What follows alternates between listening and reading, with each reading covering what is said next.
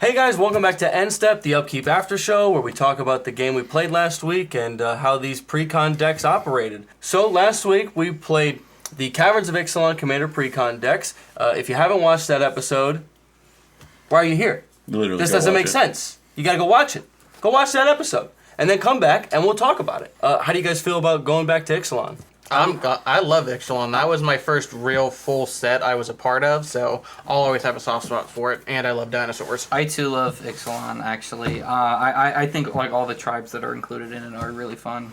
I really wasn't playing Magic when the first IXALAN set came out, so I don't have any feelings either way, but well, after seeing the cards from this IXALAN set, what impressions do you have of it? You know, since you didn't play the first one. Just the ideas of all the tribes is cool, and I just don't know much about the plane or anything about itself, so I'm not kind of out of my element here, but you know. There's a lot of cool synergies that are happening within each tribes, and it's really cool that IXALAN focuses on that. I like the point that you brought up, the fact that there's so many different tribes that get so much support in IXALAN. Oh yeah. It really kind of, it allows you to build different decks with all these different options of cards, and you know, you might see stuff that nobody's ever played before because we have so many options. Mm-hmm. So it's cool, and dinosaurs are cool. Dinosaurs are pretty good. I like vampires. I'm happy to see vampires somewhere other than Innistrad, so that's cool. But yeah, other than that, I don't know much. Okay, so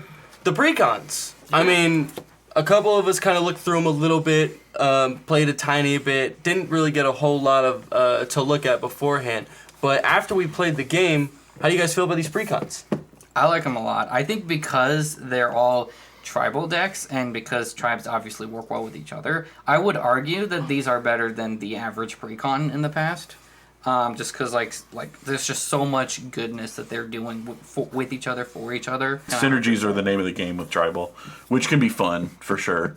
For me, I didn't get to see the deck do much of anything. We didn't really get to see a whole lot I'm still kind of, I don't know, but based on what the commander does, it sounds like it could be cool. You have a vampire deck already, right? Yes, I do. And you kind of went through the deck a little bit before we played, right? Yeah. I looked at some stuff. Since you have a vampire deck, I imagine that you're going to take a couple pieces out of here and add it into that deck. I have a grander plan for what I'm going to do with both this vampire deck and my other vampire deck. But tune in later in the season. You'll figure out what I mean, but it's going to be fun. With the things that you saw, how's the power level stacking up with the vampires that are already out there and versus like some of the new ones that you might have seen in there? Yeah, I mean, so a lot of the new ones look really fun. I mean, the commander looks like he's fun, and he could go well in the 99 of some vampire decks too, which is fun. I mean, it's good to see a lot of the staples you would expect to see in a vampire deck reprinted. I mean, we saw Blood Artist, we saw... It's about all we saw, but it's like there's staples in here that you would expect to see in a vampire precon.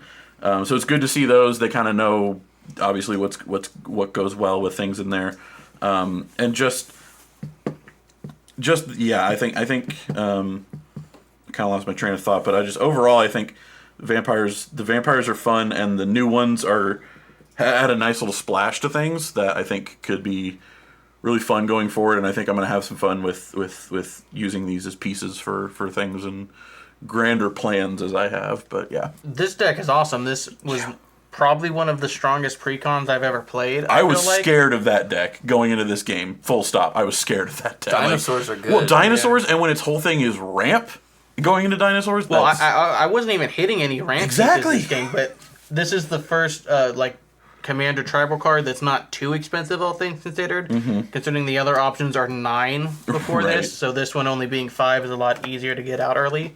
So that was a pretty big deal. What's kind of interesting about that too, it almost has like a pseudo cascade ability on it. Oh yeah, and dinosaurs being as expensive as they are, like mana cost wise. Well, it's based on their toughness, right? But usually dinosaurs pretty big and powerful. Yeah. I mean, you're putting a lot of 5/5s, 6/6s out there, and then getting a lot of 6 drops and 5 drops off that. So I think that's a pretty good heavy hitter to have as a dinosaur commander.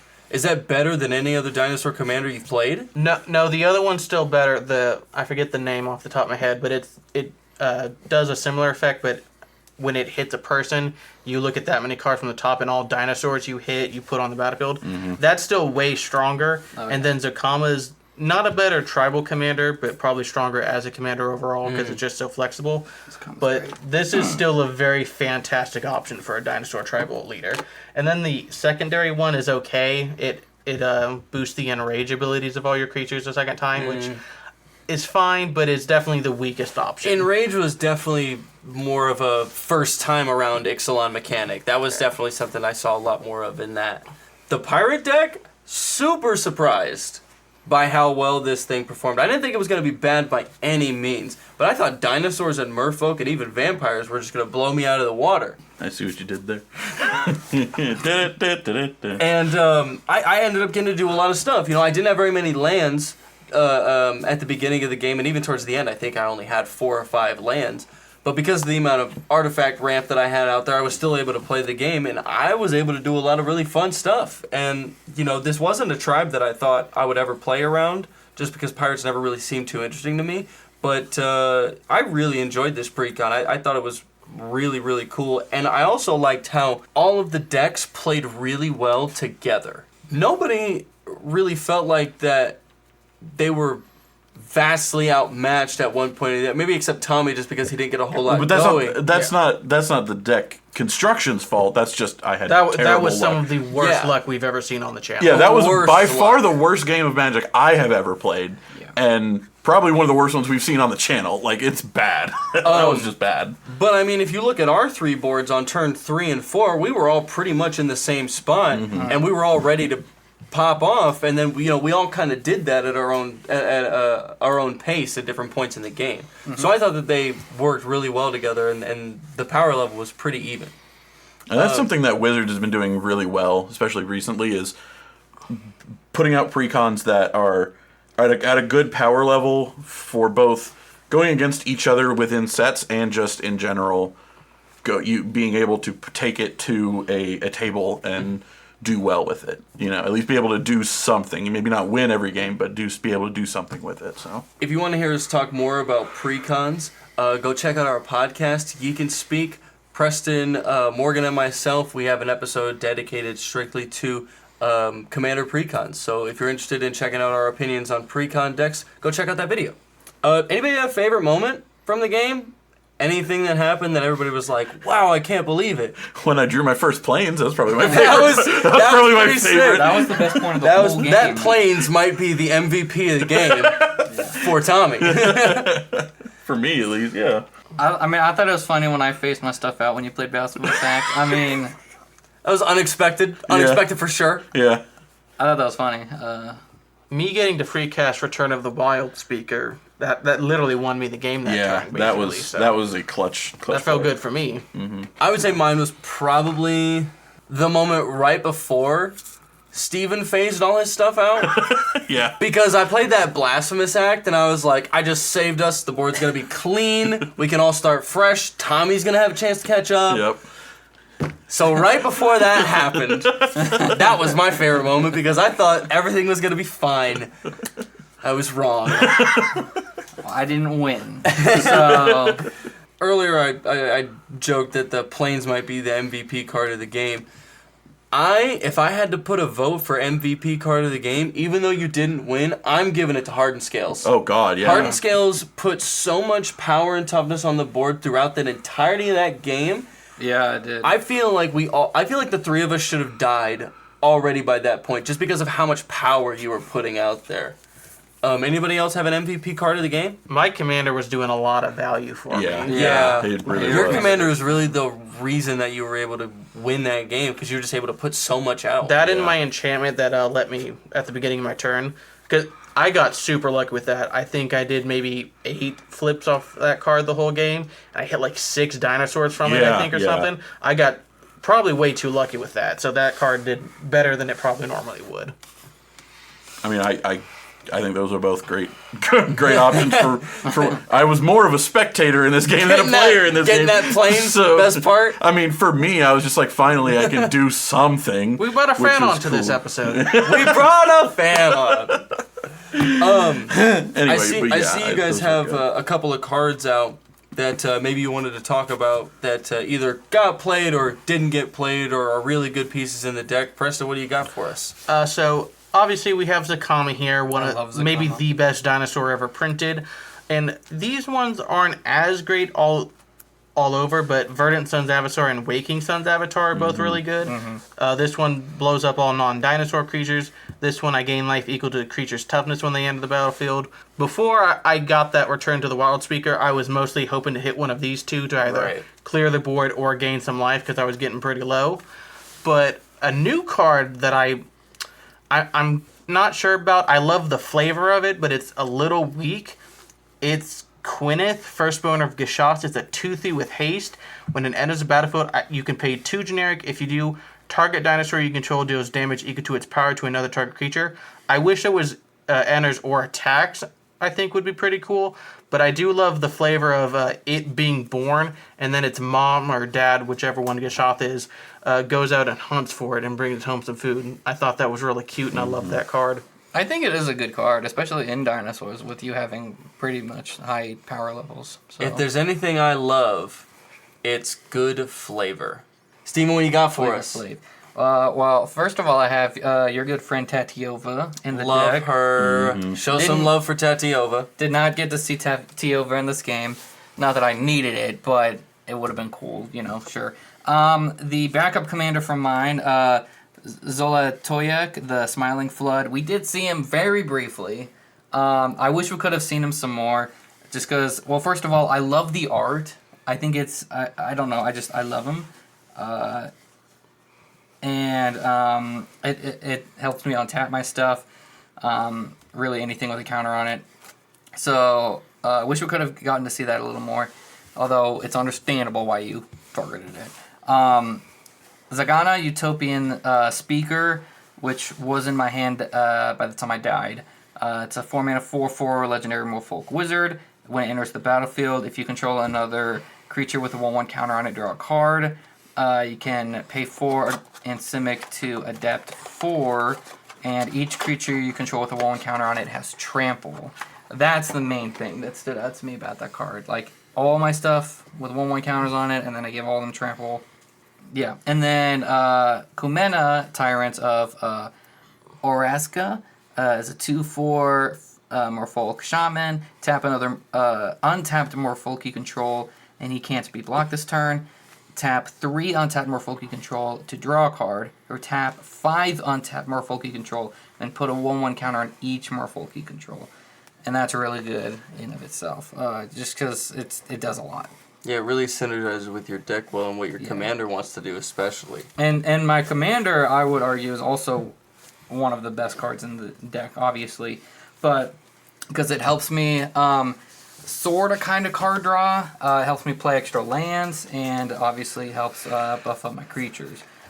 And if it wasn't Hardened Scales as the MVP of your game, Hardened it would be Scales your was- commander. Like, because your commander also, I mean, you're just putting so many +1/+1 counters on each creature just from your commander. Yeah. These are maybe the best, as a group, best face commanders we've gotten in a while. Oh, I yeah. agree. These are I all agree. really There's good. not a And- weak one among them. Going back into that, didn't you only whiff like 3 times that whole game? Like flipping for the Explorer from your commander, didn't you only flip 3 lands that whole game? You had a creature almost every time, didn't you? Yeah, you hit. Which you, I kind of, well, if I wanted to play extra lands, I obviously want to get lands. But I didn't, but by that point, I didn't want to. So, I think that I did kind of get what I wanted from that. well, yeah, that's Yeah. the one my thing. It's creature. kind of impossible to whiff on that because you get no an matter advantage either way. no matter what you flip, you can do something with it. And so even if you hit the land, So- it still goes to my hand, and then Exactly. another Merfolk gets to explore, and then I can do it again. Right, exactly. So it's sort of almost impossible to truly whiff because something happens regardless of what you flip. So. You got some cards, Tommy? I got some. Had to go digging because we didn't get to see any of them. But obviously, my commander. Just whenever I attack, target attacking vampire that isn't a demon becomes a demon, in addition to its other types, and it gains when this creature dies, draw a card and create a tapped 4/3 white and black vampire demon creature token with flying.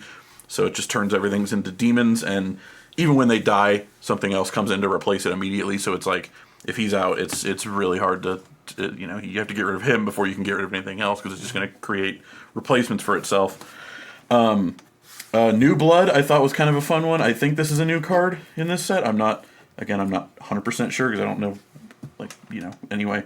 But as an additional cost to cast a spell, I tap an untapped vampire, and I can gain control of target creature and change the text of that creature by replacing all instances of one creature type with vampire. So as I take control of any creature and turn it into a vampire. Like, that's cool. That's just cool. That's spicy. Against 3 other tribal decks? Yeah, that's the other thing. That was the other thing of against other tribal decks. Speaking of, another one that is good, especially against other tribal decks, Pact of the Serpent. Choose a creature type. Target player draws X cards and loses X life, where X is the number of creatures they control the chosen type. So again, if I'm the only one playing tribal, that's a lot of value for me. You know, if I've got a bunch of vampires on there especially with the tokens that this guy can make. If you had that in your hand, you would have beat me that Yeah, last exactly. But not only that, I could also use it if I'm playing against 3 other tribal decks to just burn someone. Because it's like, oh, hey, look, he's got a crap ton of dinosaurs. Now you're going to lose X life, where X is equal to the number of dinosaurs you control, you know? So it's like specific. It's good on its own, but specifically against other tribals, it's even better. The last 2 I have, Exquisite Blood I just pulled out because it's good if you can upgrade it to throw in a Sanguine Bond. Classic. Get you a classic infinite combo that just keeps you at a cycle and drains you the rest of the table. And then I thought the new Planeswalker, Sorin, Lord of Innistrad, was cool. Mainly his ultimate, -6, destroy up to 3 target creatures and or other planeswalkers, return each card put into a graveyard this way to the battlefield under my control. So again, more stealing other creatures to become mine to do what I please with. It's just, that's cool to me. It kind of plays it partially for just the function of it in the game, but also the flavor of you're a vampire, you're turning other things into thralls or into vampires themselves. I think it's just cool for that alone, and then it's also good in practice as well. What do we plan on doing with these decks now? I'm especially interested with Preston because he already has a dinosaur deck. So what are you going to do with this now? Well, me and you have been talking about maybe selling my dinosaur deck too, but now that I have this, it might have reinvigorated something. That's why you asked. That's why you asked, because you want to buy his cards off. Steven has an agenda. I mean, I was willing to do it for the longest time if he had the money, but now that I have the interest in from these new cards. I mean, I get it. It's fun. I like dinosaurs, so I mean, I get it. So is that what you're going to do then? Probably. Tommy, you already kind of talked a little bit about... I've mentioned my grander plan. One of my first commander decks was my Strafon deck as a precon way back in Crimson Vow. Mm-hmm. And it's fun on its own, upgraded, it can be pretty powerful. But the OG vampire deck that I've been having my eye on and really want to get is, we've already mentioned his name, Edgar Markov. I want to get him, so my idea is I want to get him and then take pieces from this deck, pieces from Strafon, other stuff I've opened from like Crimson Vow and whatever, and just like take an already really powerful deck and turn it into a monstrosity. Just the ultimate vampire deck. Yeah, and I just really want to have some fun with that. So I'm looking forward to creating a monster out of all the vampires cards I have. I can already see what your biggest headache is going to be. And you're gonna be looking at all these cards, going, "What do I cut? Oh yeah, no. What do I cut?" I'm literally looking at 300 plus cards to cut down into a 99 card deck. It's like, God, what am I gonna do? Yeah, so I'm excited. I'm excited for it though. It's gonna be fun. Steven, Tribal's right up your alley. How you feel with this Merfolk deck? Well, I mean, I think we all love and hate Simic. I've never played Merfolks before, and I wasn't expecting it to be... I mean, not that I was expecting it to be bad, again, by any means. I just wasn't expecting it to be this good, but, well, it's Simic, so I guess... It's Simic Merfolk. Like, Merfolk have been really good throughout the history of Magic. It's one of the strongest tribes. They were the most consistently powerful tribal by far. Like, when dinosaurs pop off, they can beat Merfolk, but in terms of consistency, in Commander, Standard, Modern, those Ixalan merfolk are just disgusting. Well, I never played Merfolk, and I haven't really gone against Merfolks a lot. I definitely liked it though, and it's very fun. I love like the different kind of sub themes in with the Merfolk, and I mean, of course, how they work well with each other. I definitely would like to keep this deck together. I do have another Simic deck, Adrix and Nev. So I don't know if I would just have two Simic decks or if I'd somehow merge them in some way. I don't know. But I definitely like this, and I definitely, at least at the moment, will keep it together. Yeah, I'm definitely going to keep this pirate deck together. I might just keep playing with it as it is for a while. Just see what doesn't work as well, or maybe cards that I can take out that just cost too much mana and replace it with something else. You know, put a little bit more commander staple stuff in there. But I like this deck a lot. I really enjoyed playing it. I think pirates are pretty cool. And I wasn't expecting Pirates to be as good as it was. This I game. didn't either. Like it was. It Like I turned out said, to be really They good. weren't super great the first time around. Right, and that's kind of why I was thinking. I thought dinosaurs and merfolk were going to just destroy me. I was also worried about vampires, but about 4 turns in, I realized I don't need to be worried about vampires. Don't need to worry about that. Like I said, I was scared of this deck. Just like not even seeing the deck list, just reading the commander, and just the point of it being ramp plus dinosaurs. That's scary. Well, that's going to do it for this episode of Endstep. Thank you so much for watching. We all really appreciate the support. Be sure to check out our other episodes of Upkeep, followed by those corresponding episodes of Endstep. Check out our Geek and Speak podcast. And make sure you tune in for more Magic the Gathering content. Yep. Oh yeah.